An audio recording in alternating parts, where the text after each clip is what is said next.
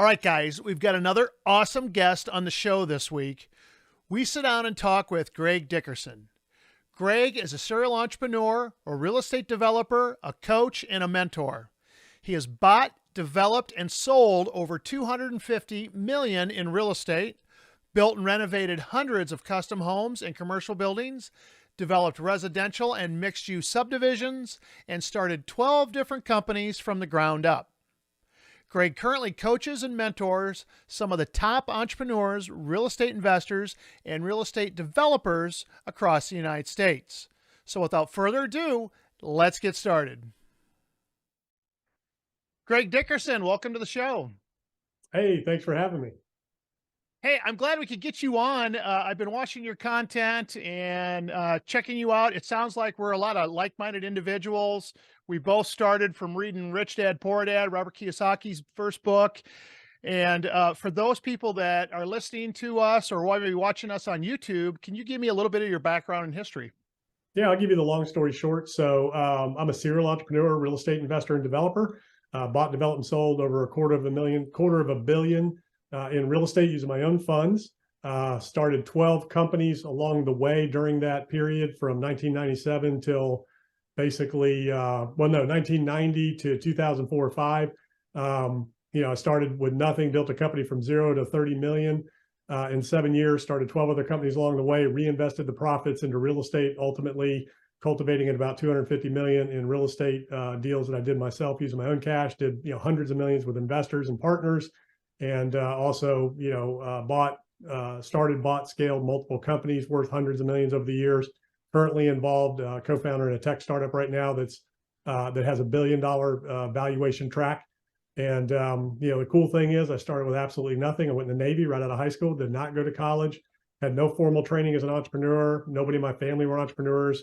My dad was career military. My mom, worked for Blue Cross and Blue Shield for 30 years. So everything I did, everything I, do now, I am self-taught, self-educated, personal, professional development poured into myself over the years and, took action and just made it happen. So, I'm one of those guys that if you say, let's go do something, we're going to do it, so that's kind of how I'm wired and my long story short. Yeah, there's a lot there to unpack. You sounds like you've done a lot of stuff. And, let's go back in 97, or when did you actually start looking at that and trying to figure out what's your path? You said you started several businesses. Obviously you said you read Rich Dad, Poor Dad. Let's take us back to that beginning, because a lot of times for those people that are just starting out, that's the critical time. Now we've got momentum. Now we've got that are experienced. So it's a lot easier for us. But we both mentor people that are just getting started, whether it be in real estate or in business. So let's go back to when you first got started on how you kind of weaved your way through the process. Yeah, so natural born entrepreneur. So as a kid, if I needed something, my dad would not give me money. He said, you need to go figure out a way to pay for it. So I'd go knock on doors and, cut grass, rake yards, wash your car, whatever. Hey, Jeff, boom, boom, boom. My name's Greg. I live down the street. I need some money. What do you need done? I'll do anything. So that's how I learned how to create something out of nothing, solve a problem, and that creates value. Problem was long grass, dirty car, dogs that need walking, whatever, kids needed babysitting. So that's where I learned entrepreneurship. And then, went to high school, got out of high school, went in the military. I did retail in the military. So I did get some, business training in terms of accounting, things like that. We took care of the ship stores and vending machines and barbershops and laundry, that kind of thing. So a little bit of retail training there, some classes. Then when I got out of the military in 1990, it was 85 to 89, 90.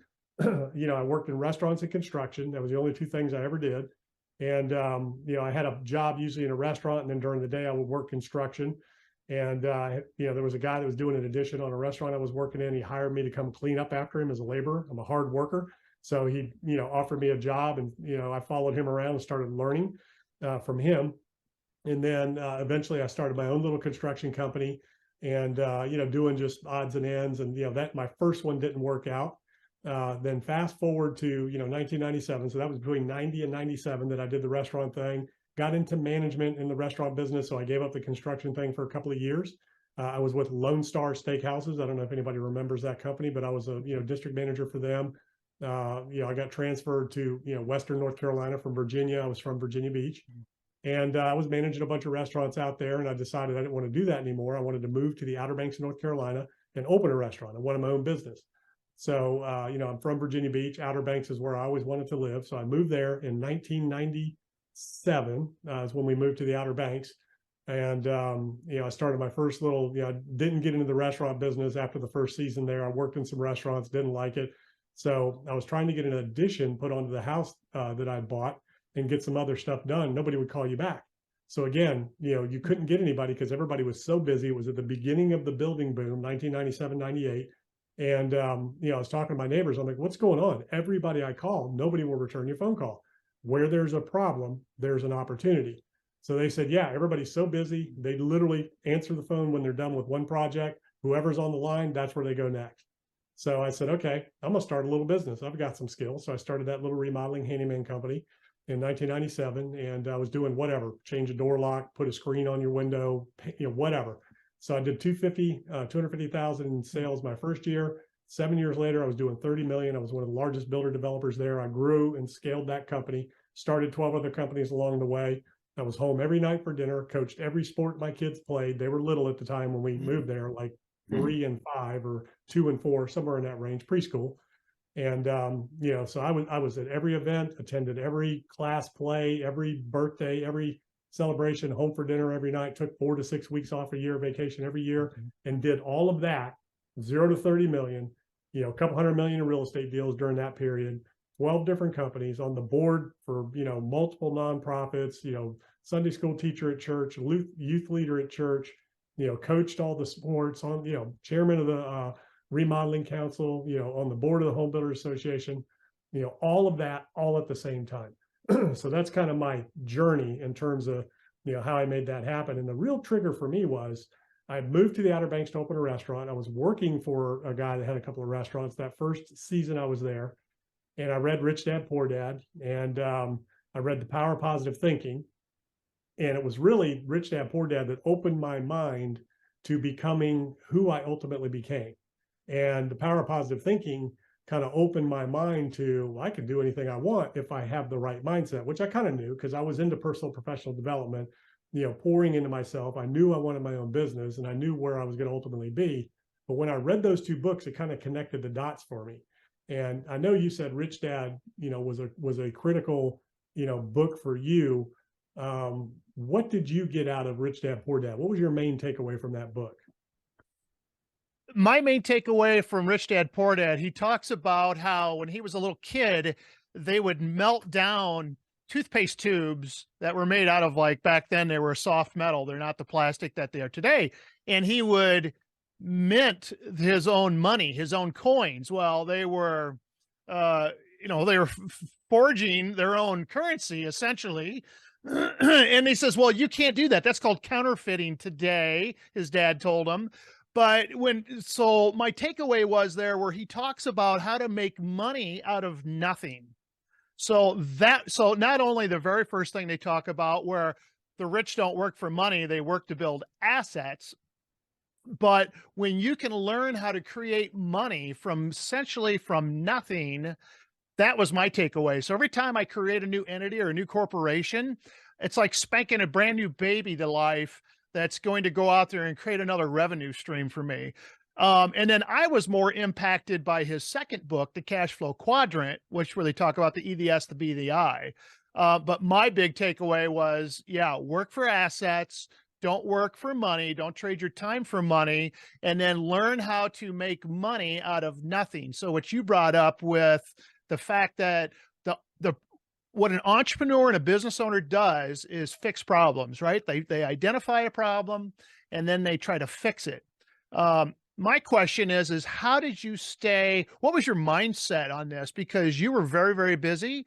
And just like you, I kind of made a promise to my wife as I was doing this, that we were raising small children. I had to pick them up from daycare. We had to be there at 5 o'clock. I had the weekends off. It's like, how do you build this business, stay focused, manage your cash flow, which was difficult for me while you're building a business, and then having that mentality?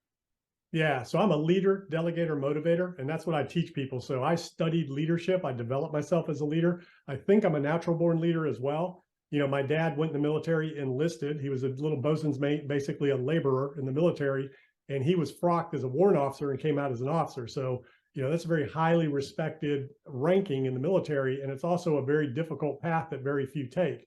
So he was a leader as well. So I don't know if, I don't ever remember any general direct leadership lessons from him, just hard work. Like he made me work hard. I did everything around our house, all of the chores, manual, with my hands, literally on my hands and knees, edging the yard with a hand trimmer, raking with a rake, sweeping with a broom. We didn't have any power stuff. We had a lawnmower, but that was it. Everything else was done by hand manually. So he taught me hard work and the benefits of that. But I don't believe he really taught me leadership. I just have been a leader. So I was always the guy who was the captain of all the teams. When I joined the military, I went in and enlisted. I was automatically just put as a section leader. I was a leader in my division on the ship. That's just who I am.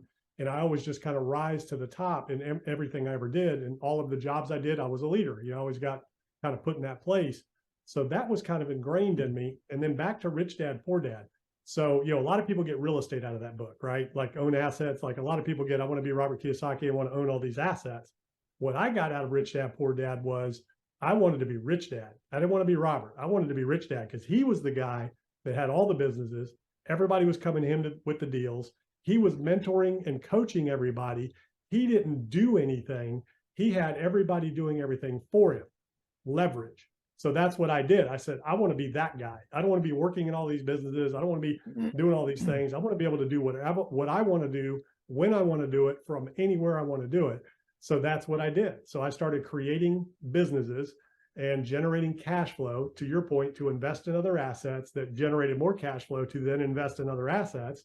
And I built my team along the way. So I'd never built a house before I started building houses. I didn't know how to do it. So what I do, I went and found the best people I could find that were, had been there for years building the kind of houses I want to build. I hired them, put them in the right roles, and I let them run the company. I let them build the company with me and for me. So that's how I leveraged all of the talents, skills, gifts, and abilities of everybody else. That's how I learned how to build houses, how to be a developer, was by working with and working through these other people. But I led them, I coached them to success. So I'm a leader, delegator, motivator. And my job was to lead that team, delegate everything out that I didn't know how to do, didn't like to do, didn't want to do, and then coach them all to success. I found the right people, put them in the right role, and I let them do their thing. And, grew those organizations. That's how I grow organizations, so quickly, and how I'm able to scale so quickly, and how I'm able to do projects anywhere in the world, with teams that I've never met in person. Yeah, exactly. Brandon Turner talks about the visionary pyramid, where on the bottom it's the DIYers, and then you've got the manager, and then you've got the CEO, and then on top of that pyramid you have the visionary who's just directing everything. And I think so many people start out as a DIYer and do-it-yourselfer, which is what I did, and that was my mistake, and that was my flaw, where you got to surround yourself with good people that are better than you. The last developer I talked to said, hire good people and then get out of their way, let them do their thing, and they'll make Not you only rich. hire good people, but hire people that are better than you, smarter than you, and more talented than you. And we all have the DIY journey, right? So we all start out that way. As an entrepreneur, you start out wearing every hat, you do it all. I did. And then you add, as you go along, and you fill in your weaknesses, with those other parts, as you go along, and, grow and scale from that standpoint. The biggest problem that a lot of business people have is ego. So they don't want to bring somebody on who's smarter and better than them. They're intimidated. Whereas I looked at it the other way. I was like, I want the best, smartest, most talented people I can find that are way better than me, because they're going to get us there faster. So I have no ego. I'm not intimidated by people who know more than me, who are better than me. And the other thing too is, so that pyramid, the other mistake people make is the pyramid, they see the CEO here, then, the president, and then the management, and then the line people down here, right? My philosophy was always the other way around. I lead from the bottom up. I always looked at the upside down pyramid, where the CEO's at the bottom, and then you lead up the chain, you serve up the chain, because everybody in that organization needs, that servant, leader to give them the tools, training, systems, and support, and clear direction, and no uncertain terms exactly what's expected and when, so they can be successful. That's another mistake that a lot of people make in business. They start out here and they think, I'm the boss. I'm going to direct, I'm going to give the orders, I'm going to do that. Whereas you got to flip it upside down. Your job is to serve everybody in that organization, your clients, your customers, your employees, your partners, your vendors, everybody in that organization. If it's a real estate deal, your lenders, your attorneys, your investors, the other side, the seller, the buyer, whatever it is, you're leading that transaction. You have to serve everybody. So when you look at it from that standpoint as a servant, your job is to find the best people so that the organization is served and your customers are served, and the community and the state and the world that you're trying to impact is served to the highest and the best that everybody can bring.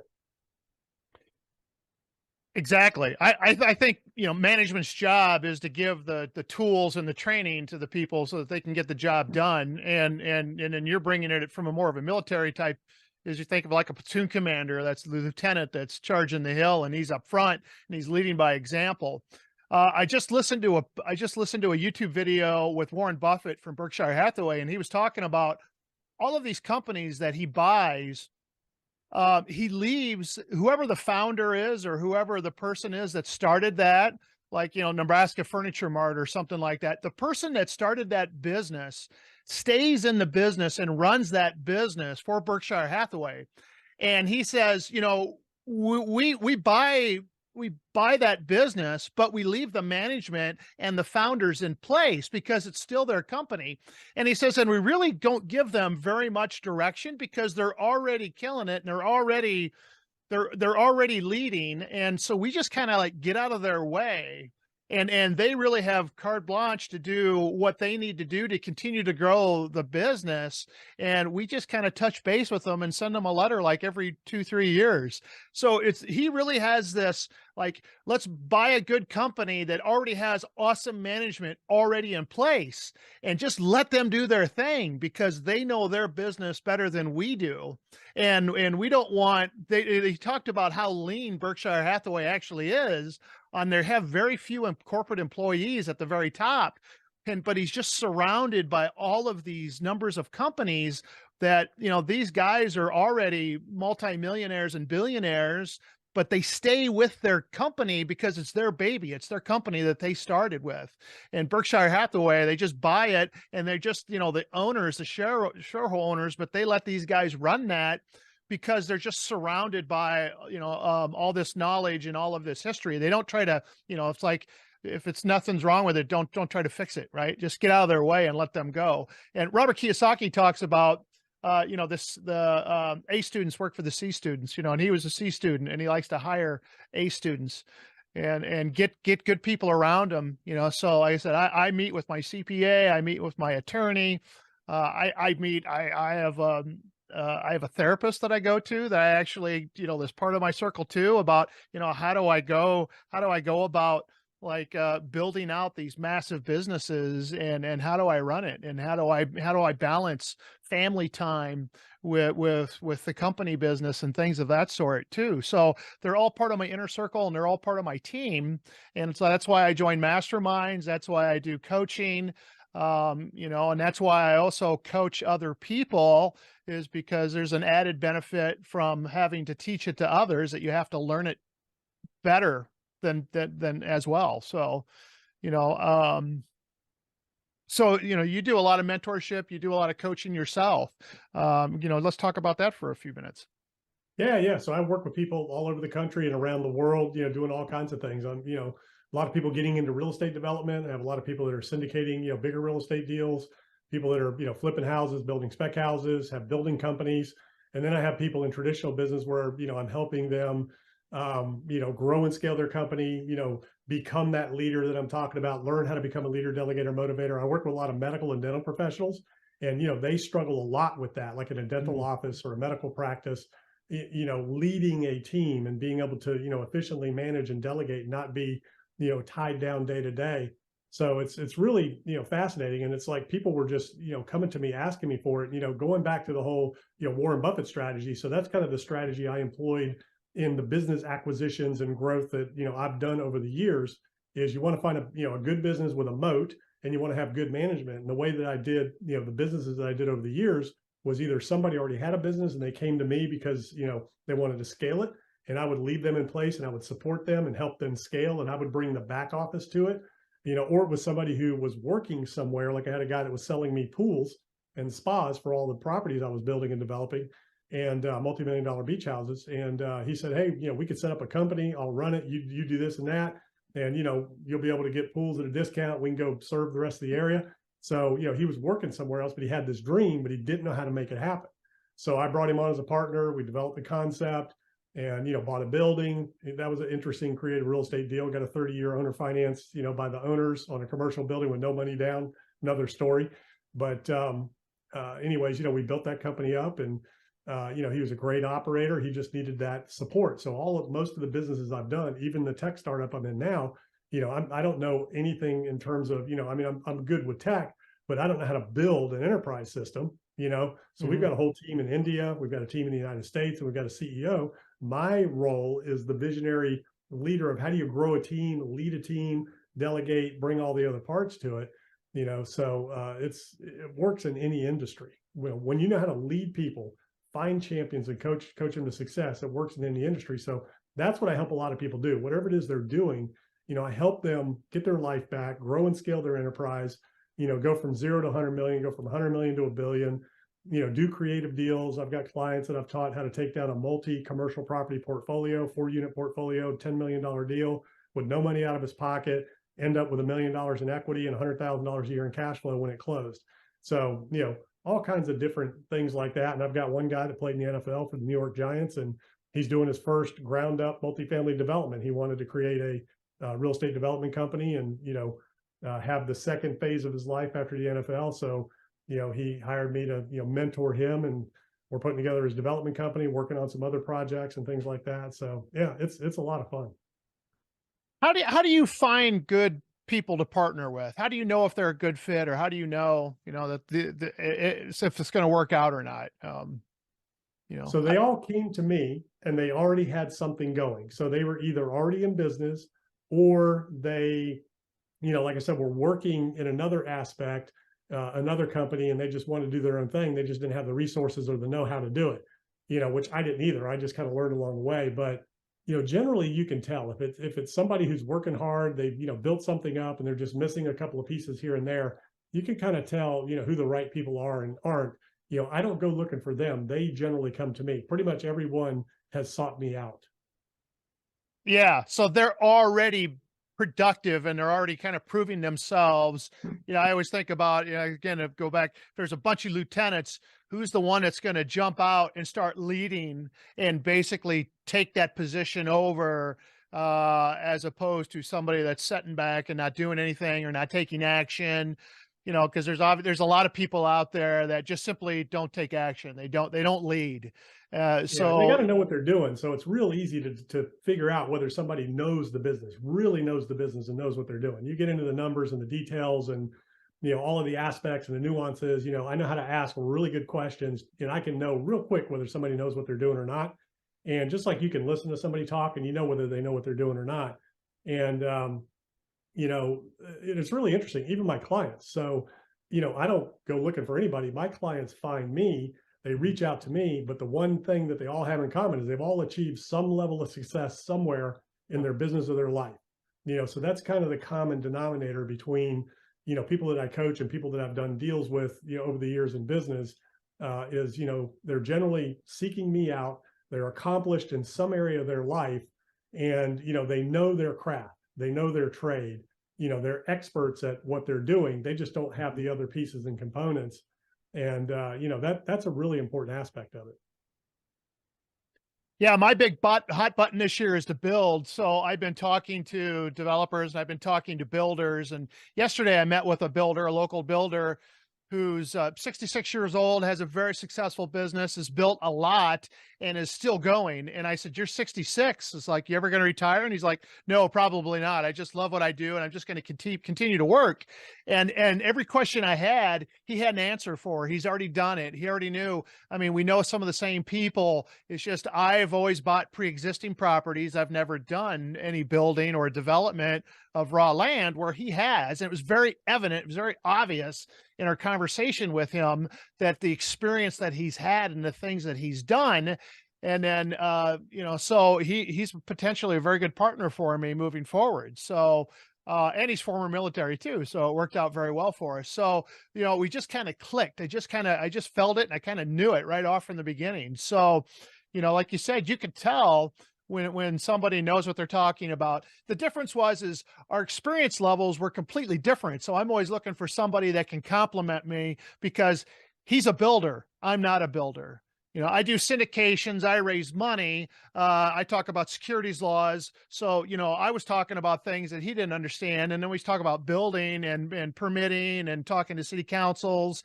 He was obviously way more experienced in that than I was. So, to me, that's a good fit because we don't have the same skill sets. We're looking for something that can complement each other.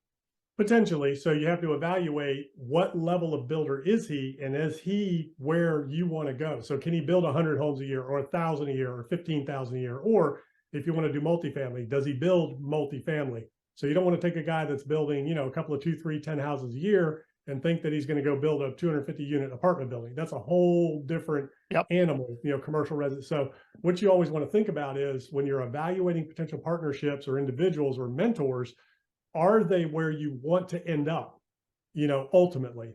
And it doesn't have to necessarily be that way to start out. So if you just want to do a few spec houses and the guy builds, 5 or 10 houses a year, then, that's fine. But if you want to scale something big, you need a partner that has that capacity and has that ability, to be able to scale. And then, maybe they do, or maybe they don't, but those are the things that you really need to think about when you're getting into a partnership with somebody or doing deals with somebody. But yeah, you want to complement your expertises, fill in the holes, fill in your weaknesses. And, the other huge mistake that people make in finding a partner or finding even their own employees in their company is, pushing somebody to do something that they aren't wired for, or they really don't have a desire for. So one of the biggest mistakes I ever made building my company was, I want people to be successful. I want to help people grow. Not everybody wants to grow. Not everybody wants to be successful. So I would have people in my company that I was like, man, you would just be great, and I really want to help you get to the next level. And they didn't really want it for themselves. They didn't come to me. I wanted to help them. I went to them. And every one of those situations, when I did that, really was only 2, it failed both times. So I never did that again. It was always when somebody came to me. So when you're evaluating a partner, however that evolved or happened, that doesn't always have to work that way. In this situation, it's a little different. You're seeking out partners. You got to make sure that that partner has the capacity and the desire to get to where you want to get to if you want to grow and scale. Not everybody does. Yeah, that mentality, that culture, and let me get your opinion on this. Are you born as an entrepreneur, or you think it could be something that's taught? So, my daughter got a minor in entrepreneurship and with her architecture degree. And, that was one of the questions. And I'm like, oh, I love this. I'm going to, give me these softball questions. Cause, I personally believe you can teach the skill sets, but you can't teach that motivation, that desire. That, to me, if you're going to be an entrepreneur, you really have to feel it, and you really want to be able to do that. It's not something that you can teach. I can teach the skill sets, but I can't necessarily teach that desire and motivation. So that's the big one. So, that desire and that motivation, the willingness to do whatever it takes, morally, legally, and ethically, to get the job done, no matter what it takes. So even though I was home every night, weekends and all that, if I needed to work 12, 14, 16 hours, 5, 6, 7 days a week for a period, I would do that. I would make sure I attended the other things and I was there. But there were times when I had to do what I had to do when I had to do it. And when I didn't have kids, I was working all the time, sometimes 7 days a week, 12, 14 hours a day, 16 hours a day, doing things, building myself, building the company. I sacrificed everything else. I have no music. And I didn't ever have any music on any of my devices. So going all the way back to the Sony Walkman with the cassette tapes, whenever I was exercising, out walking every day, in my car, personal professional development, never music.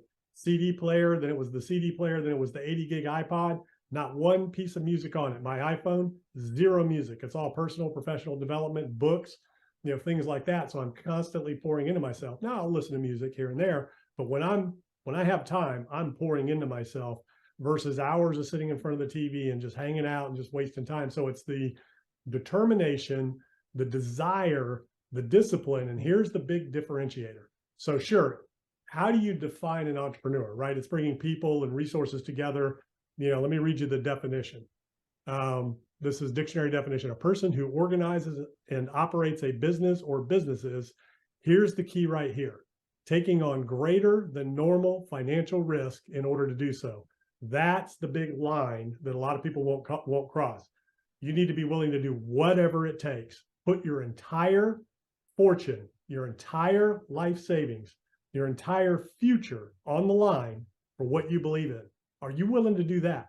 Are you willing to walk away from this, work 7 hours, 12 hours a day, 16 hours a day, 18 hours a day, 7 days a week without a paycheck, and lose everything you have, walk away and start over again? Because that's what entrepreneurs are willing to do. And that's what we do all day, every day. Yeah, that's what I call burn the boat mentality. So when I left my employer, I left a very secure job with lots of money coming in to go the next day, basically unemployed or self-employed, and starting a brand new business. And I'm having to tell my wife and our two small children that everything's going to be okay next month, even though I just left my job and I'm going to start this new business. And we need to, and like you said, there were some sacrifices we had to make, but it was definitely a burn the boats mentality. We're going to succeed. There is no going back. It's just we're only moving forward. And in the Marine Corps, it's mission first. We talk about that mentality. And then I'm exactly on board with you too, is that if you go look at my vehicle, it's full of CDs and tapes. It's full of audiobooks, and it's full of constantly feeding in not only mindset and training, but because life comes in, and then you get busy, you get distracted, and you constantly have to keep what they call guard your gates, right? Guard your gates from the news. If you watch the news, if you watch anything, it's all about the negative. It's all about the clickbait. It's all about what's going on in the world. And if you look at my library, or you look at the magazines I have around the house, it's all dream building material. For some stupid reason, we got People magazine. We didn't even subscribe to it. And I'm like, why would I ever read People magazine? I don't care about the royal family. I don't care about Meghan and Markle and whatever they're going on. I don't want to hear about the A-listers in Hollywood. That means nothing to me. I want to do dream building. So I look at boats, I look at yachts, I look at cars, I look at airplanes, I look at vacation spots. I look at things that motivate me, and then I go into the personal professional training, which is one of my taglines. Is you have to continually educate yourself, get plugged in, and it's never been easier. I mean, back in 2002, when I got going, the internet isn't what it is today. We didn't have the social media and the constant stuff. It is so easy to get information today, right? So this thing right here, this cell phone, there's so much information on this cell phone. If you can't become independently wealthy and rich in today's internet world and online, then you're missing the boat. So I don't care what the interest rates are. Not everybody wants to, and that's okay. This isn't for everybody. And, that's an important takeaway, is that, a couple of things there, like when you left that job. So number one, there is no job security, zero. And I think that's the one thing that's changed a lot since, my parents' generation. You started in 2010. I started, my entrepreneurial journey in 1997. I mean, the world has changed. It used to be, go to school, Robert Kiyosaki, go to school, get good grades, get a job, and your company will take care of you the rest of your life. It doesn't work that way anymore. Companies go out of business. They lay people off. You're expendable, especially with technology and innovation. The only security you have is in yourself and how you develop yourself. We're in a skills-based economy. That's what gets the most money is skills. And then even Yep. above skills, that's one level. Next above that is ideas. Ideas are the most valuable asset in this economy right now. And, those are ideas like, how do you solve a problem? Like coming up with an iPhone, putting a movie, having an idea for a movie or a song or whatever, Hmm. that's where the wealth and the greatness is created. But back to one of the employees that I made a mistake with, one was trying to promote somebody who didn't really want it and he failed. The other was trying to help somebody better themselves when they didn't really want it. I had an office manager bookkeeper who was two classes or semesters away from an accounting degree. She was my bookkeeper. And I said, hey, I'll pay for your schooling so you can get your degree. Instead of going home every day and watching soap operas for lunch, you can stay here in the office and I'll pay for it and knock it out. In an hour a day, you'll be done in like, I don't know, it was a year. You'll have 2 years done by going every single day, all year round for an hour a day, online school. She didn't do it. She didn't care, wasn't that important to her. She would rather go home and watch soap operas at lunch and have lunch for an hour instead of educating herself and pouring into herself, just like people would rather go home at the end of the day and sit on the couch and just watch TV the rest of the night, have a couple of beers or whatever, or a couple of glasses of wine, go to bed and do it all over. When you take that 6 hours or 8 hours Hmm. potentially that you're, not working at your full-time job, that you're working 8 hours, there's 24 hours in a day. If you sleep 8, you know, Yeah. that leaves you another 16 hours to play with. So if you're working 8, you've got 8 more hours to develop yourself, start a side business, go look at real estate, do something. Your vision board, your vision lifestyle, that's a vision board. Your magazines, whatever you look at, the houses, the vacations, all the things you're talking about, that's Hmm. a vision board, which is great. But where's your vision plan? What are you going to do about that? So you can have a Yeah. vision, but if you don't have a plan on how you're going to execute that vision, then you got nothing. You just got dreams. A dream is only a dream until you write that sucker down and put it into a plan. Then you Yep. got something. So, it's really interesting, but it's okay. Not everybody wants that. Not everybody wants to go for it. Not everybody wants to, take that risk. Not everybody is cut out to be an entrepreneur. And that's where that whole born or bred, or trained or taught conversation comes in. I think some of us are innately born with that desire to create and to take risk and to do things, and others aren't. And that's okay, because you need both for the world to go around. You do. Yeah, that's exactly right. You need to have both. And I don't know if we're an oddity or whatever it is, but everybody has the same 24 hours in a day. And I always said, I'm not going to be Elon Musk. I'm not going to be Steve Jobs because I'm not going to go to that extreme to get those things like, Again, where ideas. those Those guys, guys had yeah, ideas. That's yeah. where the ultimate value is. It's in ideas. And they slept on a cot in their offices, and they're running multiple businesses all at once and things like that. So I'm not to that level, but at the same time, I had definite conflicts when I was in corporate America, and when I would have my yearly reviews and I was trying to get promoted and I was trying to get management positions, and they were basically telling me, no, just keep doing your billable hours. And how much can we bill you for? They talk about that corporate ladder. There's always a big butt in front of you as you're climbing the corporate ladder. There was always someone else that was going to get those opportunities for advancement.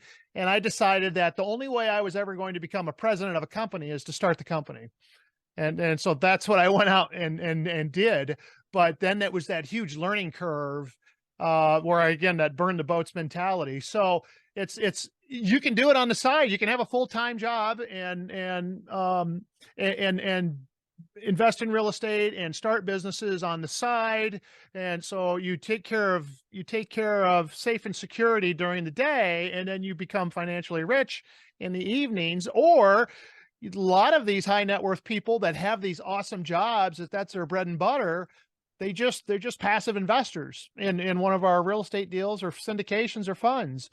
So and there's nothing wrong with that too, because we need people like that to fund those Yeah. deals, and we need those investors, and they're more than happy to just be a passive investor in a deal and make a return on their money. So we need all of the above. So Yeah, that's a great strategy. I have a lot of, medical professionals, other professionals, business owners that they're so busy doing their thing. That's their business.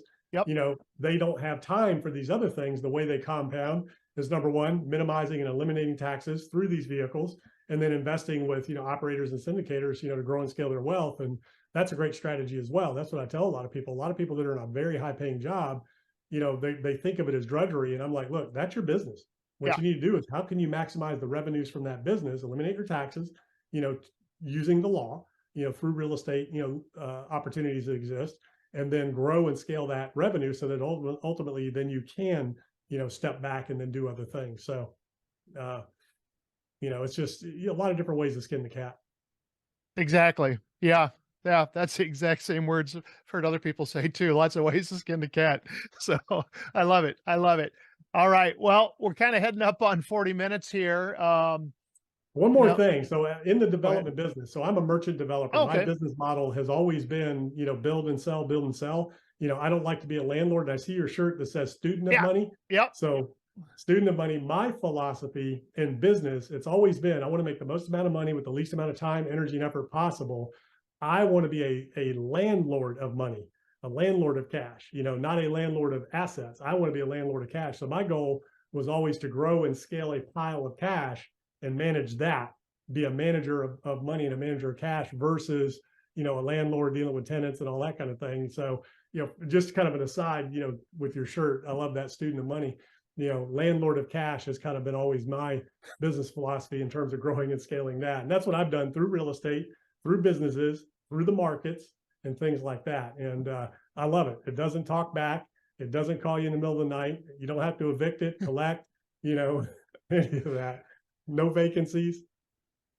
Yeah, nobody loves property management. I don't love property management. It really drugged me down and I really got tied into it where I was working so much in the properties or in the business. I couldn't work on the business because I had that mental block that nobody could do it better than me. I'm not going to partner, who can I trust?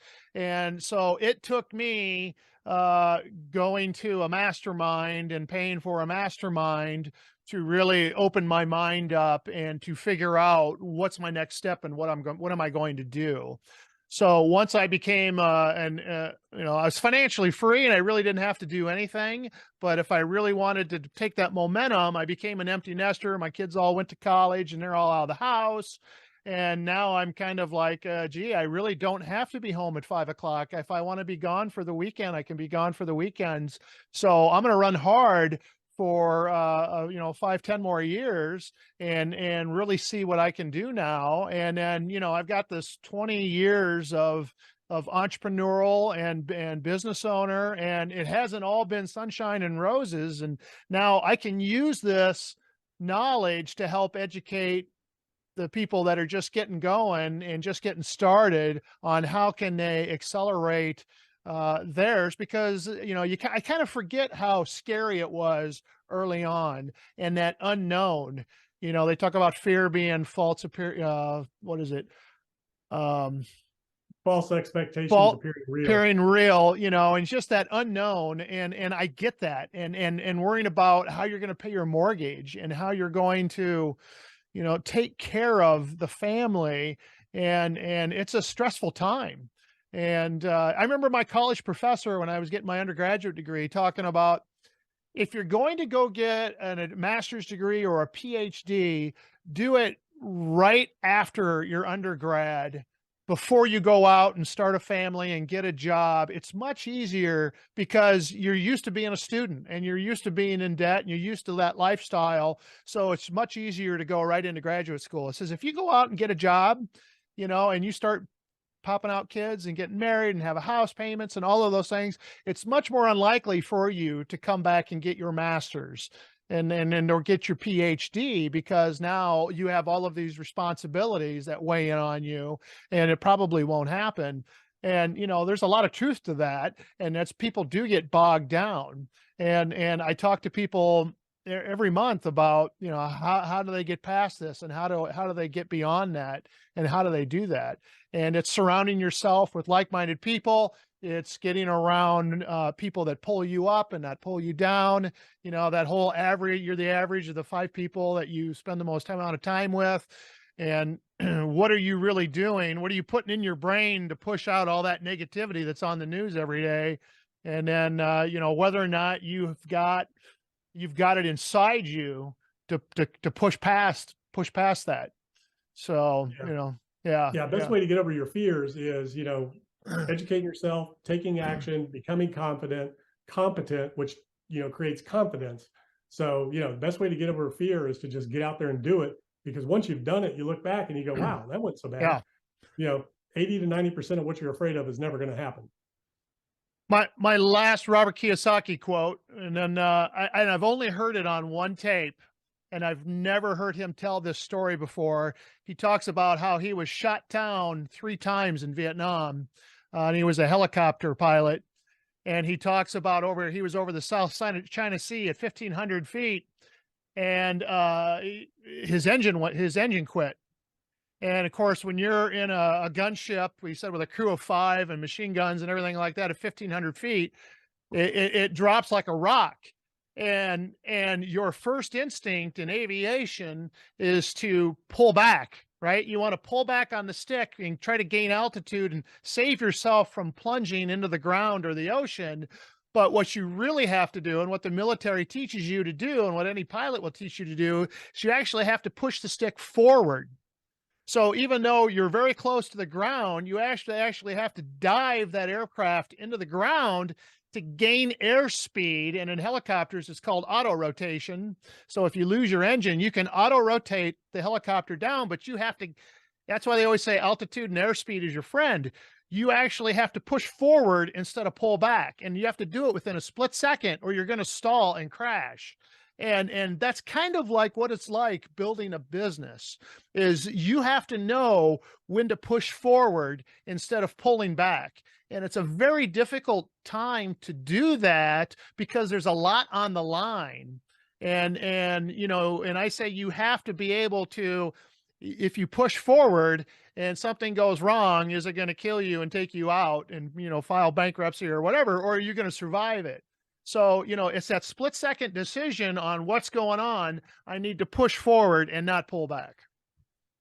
So it's a great story that I've only heard from him at one time. And if I ever talk to him, I'm going to try to have him say it again, because I think it's a perfect analogy of what sometimes people have to do and what your mentality has to do to push through a problem is push forward instead of pull back. Yeah. Yeah. A lot of times you're closer to where you're headed than where you came from. And, most Mm. people don't see that because You the just fear don't see gets in it. the way and it stops them. Yeah. Awesome. Awesome. Okay, I think this is a great place to stop. Is there anything else that you'd want to, tell our listeners before we, how do we get a hold of you? What's your website? What's your information? Yeah, yeah. So gregdickerson.com, that's where everything is. I've got a YouTube channel with thousands of videos on it, all about real estate, entrepreneurship, leadership, mindset. I talk about stocks and crypto, do kind of daily and weekly market updates there. So yeah, gregdickerson.com, go check it out. Awesome. Awesome. That's where I found you. It came up because, again, I want to build, and you've got a program for builders and development. So I'm definitely going to check that out. And, again, got to gain that knowledge. So, and you've got that experience. So I appreciate you coming on the show today and giving us and my listeners your knowledge. I think we had a great conversation about entrepreneurship, mindsets, and really what it takes to move forward. And I really love how you, you know, surrounded yourself with people so that you could really accelerate and really leverage other skills to grow faster. I think Yep, that, absolutely. That's what it yeah, takes. Surrounding yourself with the right people, with the right skills, learning from them, getting out of their way, putting your ego aside, and freeing them up to achieve greatness. That's what it's all about. yeah, beautiful. I love it. All right. All right, Greg, thanks for being on the show today. And, again, I highly recommend going out and checking out your material, check out your website, subscribe to your information, because it's valuable. And it's, like I said, it's like-minded, just like me. So we're hitting the exact same information. But your experience is much different than mine. So you approach it at your angle, and that's what it takes is surrounding yourself with like-minded individuals that can give you that knowledge. So I appreciate your time. Thank you. Yep, thanks for having me. All right. Thanks. Bye-bye. All right, guys. What did you think of our interview with Greg Dickerson? Greg clearly has decades of experience in entrepreneurship, leadership, and real estate development. If you're interested in these topics, I recommend you check out his website at gregdickerson.com. All right, guys, that's all the time we've got this week. I've got another great guest scheduled for next week, so make sure you smash the like button, subscribe, and join our community on our website at studentofmoney.org. My name's Jeff Niemeyer, and I'm your host. And always remember, when the student is ready, the teacher will appear. See you next week.